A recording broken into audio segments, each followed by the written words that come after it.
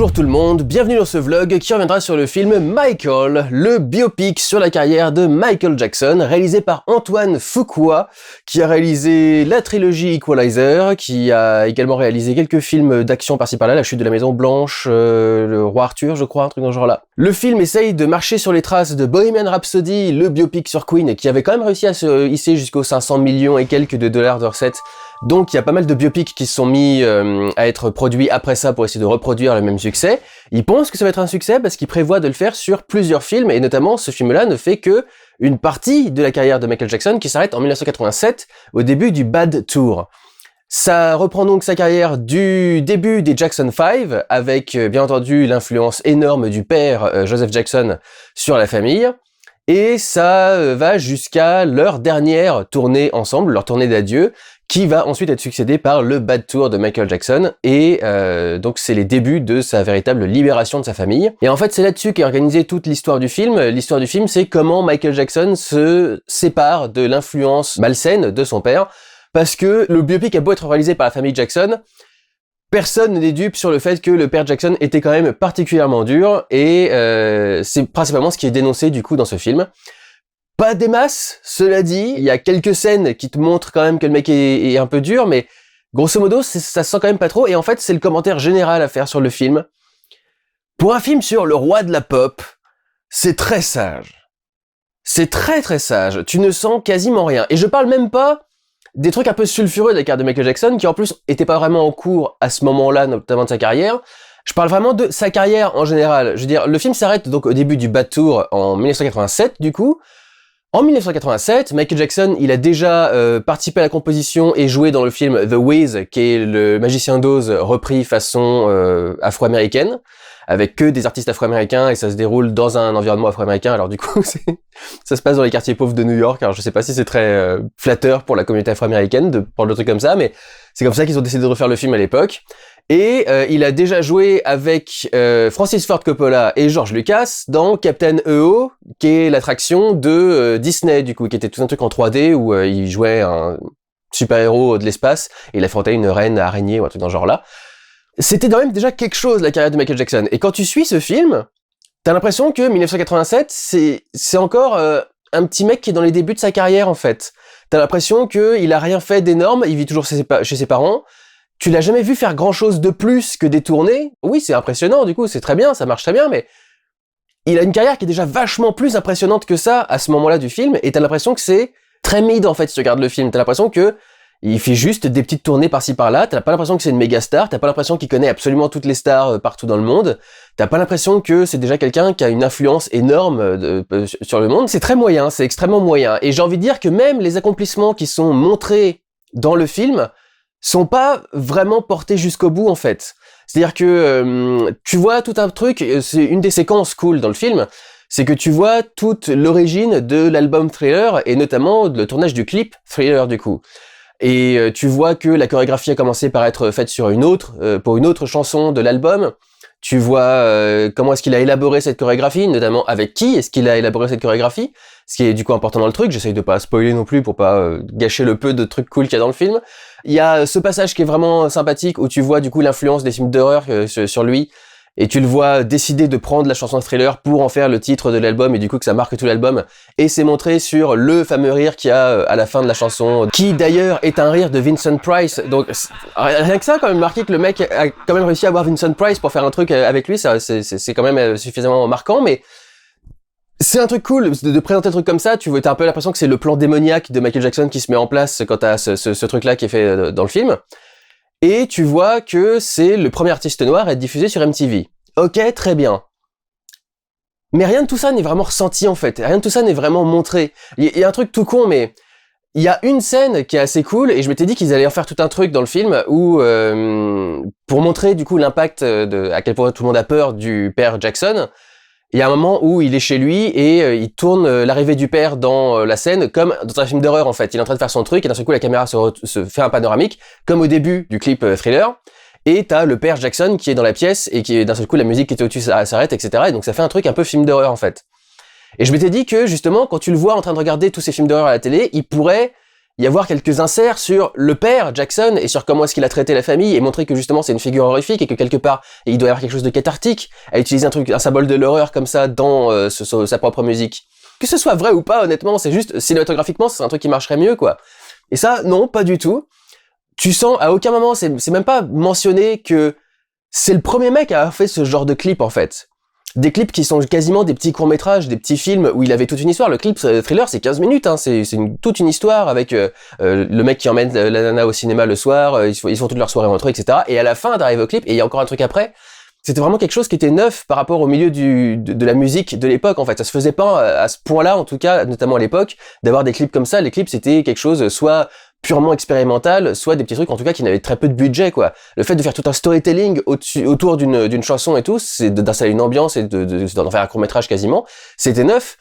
Ça se sent quasiment pas, t'as 3-4 images du tournage du clip, et c'est tout, quoi. C'est bien reproduit, hein, c'est très cool, mais ils font bien ressortir par exemple sa tenue rouge par exemple, ce qui se sentait un tout petit peu moins à l'époque, on n'avait pas les mêmes capacités d'étalonnage qu'on a aujourd'hui, notamment avec le numérique.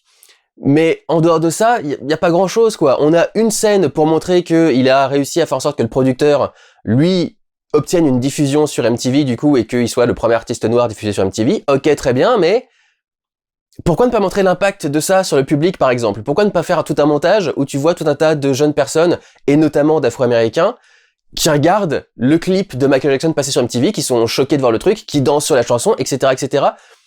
Il y a des inserts sur son public quand il fait des concerts, etc., des inserts sur la foule, mais c'est pas la même chose que de montrer, en dehors d'un concert, en dehors du truc, l'impact qu'il peut avoir sur la pop culture et sur les gens en règle générale, en fait.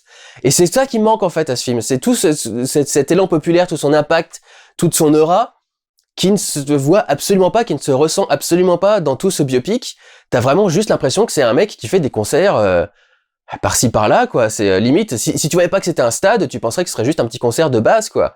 Ça n'a aucune majestuosité. C'est très basique. Il y a un petit passage pour montrer l'impact de sa musique un peu partout. C'est un moment où tu vois effectivement sa musique jouer un petit peu partout, mais pas tant que ça non plus, mais donc tu vois une boîte de nuit, tu vois, il y a un truc avec un chauffeur de taxi qui a une petite radio accrochée à son truc, et tu entends la musique venir de ce truc-là.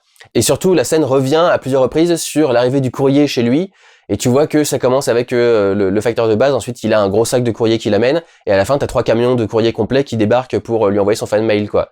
C'est la seule petite scène d'impact, mais encore même celle-ci, elle est très superficielle en fait. On filme genre 2-3 lieux différents et juste le courrier, c'est pas très impressionnant au final pour un biopic sur une des plus grandes stars mondiales. Il y a des petites idées, je vais pas dire que le film est totalement dénué d'idées et n'a rien d'intéressant. Il y a tout un tas de jeux, par exemple, d'inserts que tu peux voir à un moment où il commence à élaborer une musique, par exemple. Il a tout un tableau avec tout un tas de notes, et tu vas avoir des inserts sur toutes les notes au fur et à mesure. Tu vas avoir un moment où tu as un plan, un travelling de caméra qui est au ras de la table de montage et qui passe toute la table de montage pour arriver sur lui, qui écrit un truc. Il y a une scène où il est avec son label de disque et il y a un des producteurs dans le truc qui capte son attention, il comprend que le mec le comprend et que du coup ça doit être son producteur, etc. Et du coup, toute cette scène est filmée avec des gros inserts qui sont filmés très proches de son visage, très proches de ses yeux, par exemple. Vraiment, la caméra va être collée à sa joue, on va voir l'œil derrière la lunette qui est en train de regarder le mec, etc. C'est des plans qui vont d'ailleurs revenir à plusieurs reprises dans le film, ce genre d'insert très très proche de ses yeux pour te mettre un petit peu dans ses chaussures, on va dire. En parlant de chaussures, il y a des moments où on fait des très gros plans sur ses pieds quand il est en train de danser sur scène, par exemple. Il y a un moment où il retire son chapeau et c'est filmé avec la caméra au bout de la main en grand angle, donc du coup ça déforme les distances, t'as le chapeau qui arrive directement à la caméra. Donc il y a un côté très grandiose dans ces plans-là, par exemple. Il y a aussi un chimpanzé numérique, parce qu'il avait toute une ménagerie, il commençait déjà à avoir toute une ménagerie à l'époque, mais même ça c'est très suggéré, ça pourrait être un peu plus impressionnant, mais ça reste derrière des rideaux parfois, littéralement. Mais pour le coup, le petit singe numérique est plutôt bien réalisé. Mais ouais, grosso modo, le film, ça se résume quand même à un montage de ses meilleurs, ses best hits, greatest hits, avec quelques scènes de concerts par-ci par-là, avec des petits montages où tu vois parfois plusieurs concerts différents, mais généralement juste une seule performance avec plusieurs angles différents. Donc tu vois les Jackson 5 en train de se produire là, en train de se produire à la télé, en train de se produire en concert, dans un petit carnaval, puis dans des stadiums et dans des trucs dans ce genre-là. C'est très moyen, c'est très plan-plan, ça va vraiment pas très très loin. Même, j'ai envie de dire, par rapport au portrait du père, qui est du coup une figure qui est censée être effrayante, encore une fois, je vous dis, il y a tout le truc raté par rapport à Thriller, où il aurait pu le traiter comme cette espèce de ghoul qui menace toute la famille Jackson au-dessus. Mais même ça, du coup, ça commence au début avec... il fait répéter ses gamins, et genre il répète 10 secondes du début d'une chanson, et il fait « Bon, allez, c'est bon, on peut arrêter, etc. » Tu fais... Je vois pas le père Jackson, qui est réputé pour être un tortionnaire, qui a vraiment fait bosser ses gosses jusqu'au bout, etc., s'arrêter au bout même pas, avant même d'être arrivé au premier couplet, en disant « C'est bon, on a bien répété cette partie-là, on arrête le truc. » Pour moi, le père Jackson, il leur fait faire la chanson jusqu'au bout, et il leur fait répéter 7 fois de suite jusqu'à ce qu'ils aient le truc parfaitement en une traite, quoi. Il va y avoir une scène où on va le voir donner des coups de ceinture à Michael. Il y a un insert à un moment dans un montage de la carrière des Jackson 5 où on voit Michael lui-même décrocher la ceinture de l'armoire pour l'amener à son père. Mais grosso modo, en dehors de ces deux petites scènes, cette petite scène et ce petit insert à un autre moment, l'impact et le côté tortionnaire du père Jackson, il est vraiment très très très limité. Tu vois qu'il le force à faire plein de trucs, tu vois qu'il l'exploite, tu vois qu'il veut profiter de son talent, etc., etc. Mais rarement tu le vois vraiment être une figure si horrible que ça. Il y a un moment où il arrive dans sa chambre et il va lui demander de participer à un truc et il y a un insert sur Michael qui tient la poignée et qui la serre très très fort parce que il a peur de ce qui pourrait se passer. Et honnêtement, dans ce que t'as vu avant, tu te dis, ça a pas l'air non plus d'être une habitude de devoir frapper des gens. Et c'est ça, par exemple, tu vois ce que c'est censé représenter dans l'histoire, que ce soit le père, l'impact de la chanson sur MTV, l'impact de sa carrière de telle tournée, etc. Tu vois l'impact que c'est censé avoir, mais c'est jamais véritablement illustré. Et du coup, ça tombe toujours un petit peu à plat, en fait. C'est ça qui est très dommage avec ce film, c'est que tout tombe un petit peu à plat. Tout est là pour que ça puisse fonctionner, mais ça marche jamais véritablement. Il y a un effet de montage tout con dans un des trailers, qui à mon sens a 1000 fois plus d'impact et presque de créativité, mais je vais pas dire que le film est sans créativité, mais a plus d'impact que ce qu'il y a dans le film. Dans le trailer, il y a un passage où on cut sur lui qui fait sa pirouette où il tourne sur lui-même là, quand il est gamin, quand il est début de carrière et quand il est vraiment dans sa carrière adulte. Et cette transition sur le même mouvement à différents âges, etc., pour moi, ça a un plus d'impact, ça a plus de force dans le fait de montrer justement son évolution, par exemple, sa carrière qui continue et qui a commencé quand il était gamin, etc., et qui va continuer ensuite, que tout ce qu'il y a dans le film. Ces quelques secondes dans le trailer, pour moi, ont plus de force que la plupart des scènes qui sont dans ce film Michael, en fait. Après, je veux pas dire que tout devrait être au max, il y a des trucs qui passent bien parce qu'ils sont subtils, justement, notamment, par exemple, ces opérations du nez. Tu vois la première et ils font une scène entière dessus et il y a tout un truc où tu vois la réaction de son père et tout le bordel. Et en fait, par la suite, dans le film, tu vas juste voir, dans certaines scènes, une ou deux scènes par-ci par-là, tu vas voir qu'il a un nouveau pansement sur le nez, par exemple. Et tu comprends à ce moment-là qu'il a à nouveau subi une opération et que, du coup, son nez a un petit peu changé. Ça, c'est bien de le faire passer subtilement, pour le coup. Ou t'as une autre bonne scène assez subtile où tu le vois dans sa voiture qui s'en va de chez lui parce qu'il s'engueule avec son père. Et tu vois, le plan est sur le pare-brise du côté du passager. Donc tu vois la foule en face, mais la foule est dans le flou, et t'as le rétroviseur qui flotte un petit peu au-dessus du truc, parce que c'est accroché au pare-brise directement. Et tu vois le reflet de Michael, tu le vois qui enfile ses lunettes pour pouvoir se cacher, et du coup, il y a un plan qui le projette directement sur son public, et qui montre que, avec tout l'amour qu'il reçoit malgré tout, il est quand même très isolé. C'est aussi un truc qui est assez traité dans le film, c'est le fait que il a été privé un peu de son enfance, que les autres gamins le regardaient différemment, parce que du coup il était connu, il était Michael Jackson, des Jackson 5 qui était déjà connu à l'époque. Et il y a tout un jeu, par exemple, sur sa relation avec des animaux et le fait que ce soit presque eux, ses amis, plus qu'autre chose. Ça, pour le coup, c'est bien géré, par exemple. Tu vois aussi, ils mettent en place sa fascination pour Peter Pan. Ce qui va effectivement être marquant pour sa vie, c'est le syndrome de Peter Pan. Ça a quasi été spécialement fait pour lui. Je suis pas sûr que ça a été, le terme était créé pour lui, mais ça colle complètement à sa carrière parce qu'effectivement, tu vois le truc. Et tu vois aussi à quel point il y a un rapport avec son nez, par exemple, la façon de représenter le nez de Peter dans les différentes BD qu'il lit. Tu vois que c'est du coup effectivement quelque chose qui l'a marqué. Et puis pour terminer peut-être sur quand même des bons points, faut admettre que niveau acting, tout le monde est parfait. Le Jafar Jackson, donc, qui est de la famille Jackson et qui joue Michael dans le film, il est absolument parfait dans absolument toutes les scènes, il joue parfaitement bien et il danse extrêmement bien. Et c'est le gamin qui m'a énormément surpris, le gamin qui joue le petit Michael. Bordel comment il danse bien, franchement, c'est ultra impressionnant quoi, qu'un gamin aussi jeune arrive aussi bien à contrôler son corps et à aussi bien à danser. C'est assez fascinant. Un dernier truc que je voudrais noter, c'est que c'est un de ces films où le traducteur on a un petit peu fait à sa tête, j'ai envie de dire, sur certaines traductions. Il y a un moment où on diffuse un reportage télé sur les guerres de gangs à Los Angeles, notamment à ce moment-là, et le narrateur, le journaliste, parle de Warring Soldiers, ce qui veut dire des soldats en guerre, grosso modo. Traduit par d'arrogants petits soldats.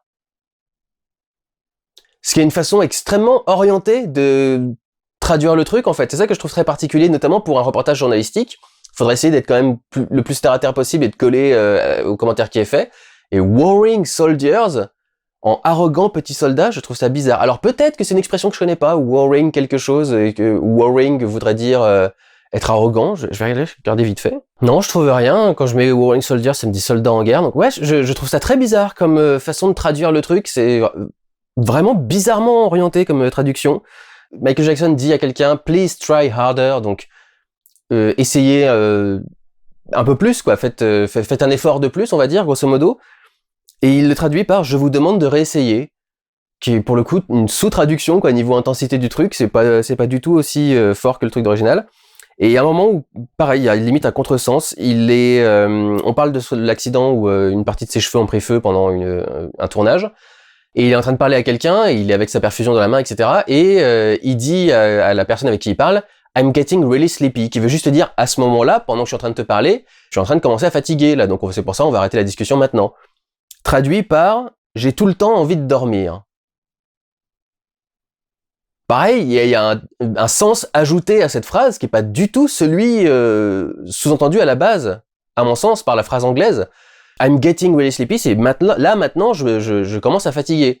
C'est pas en règle générale avec mes médicaments, je suis tout le temps fatigué. C'est très bizarrement foutu. Je sais pas, ça a peut-être été traduit à la va-vite comme truc, donc bon. Voilà, c'est pas vraiment un film notable. Après, est-ce que ça veut dire que ça va pas marcher? J'en sais rien. Tu peux t'ambiancer sur les musiques de Michael Jackson quand même, pendant tout le film, et c'est ce qui a fonctionné sur Bohemian Rhapsody. Mais bien que rempli de mensonges, le film Bohemian Rhapsody avait quand même un côté plus impactant et plus fort et qui prenait un peu plus le public. Tu sentais la force dans certaines scènes et l'impact de certains trucs. Là, franchement, je vous dis, tout est tellement en demi-mesure, en demi-teinte, que je suis pas sûr que ça offre le succès qu'a eu Bohemian Rhapsody. Je pense que ça va un petit peu faire un plouf et que pas grand monde va en parler au final parce que, bon, pas vraiment besoin de le voir, quoi. Et t'en apprendras pas beaucoup plus sur lui, à part sur un ou deux petits détails, avec ce biopic, quoi. Donc voilà, mon avis sur Michael. Je vous encourage pas vraiment à aller le voir, c'est très moyen. Très lambda. Prenez soin de vous, allez voir des films. Ciao.